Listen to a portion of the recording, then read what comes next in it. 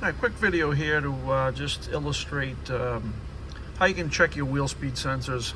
E46 BMW. Got my X-Tool D8S scan tool hooked up. Just did a full topology scan.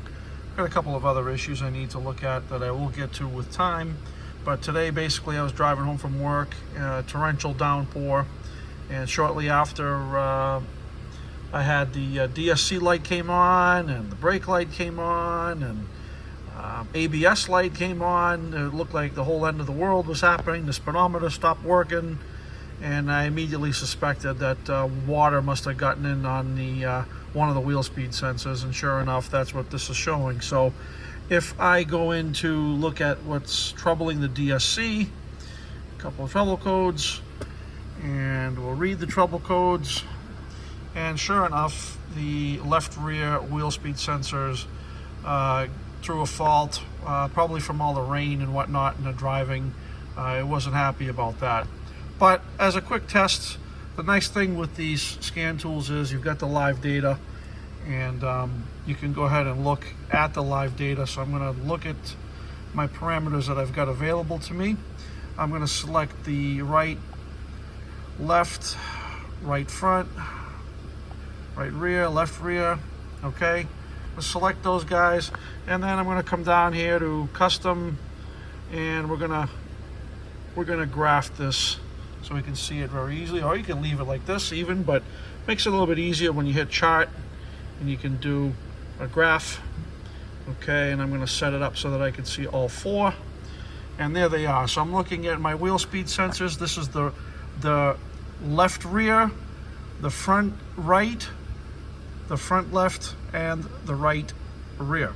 So these guys should all be synchronized. So here we go. I'm going to pull out of my garage here real quick.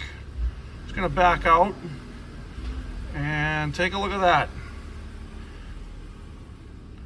There we go. So as you can see, all four are perfectly synchronized. Just going to draw to a stop real quick, just like that.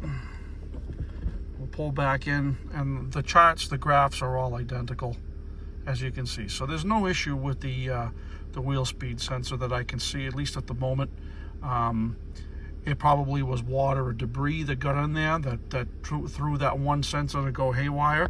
But here, I'll do it again as I pull back into my garage.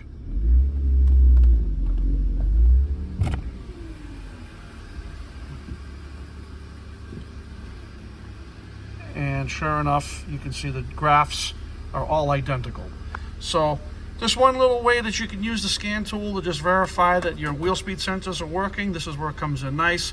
I now know that I can go in very confidently and I can clear these codes, clear those right out of there, and we should be in good shape. There it is, back to green again.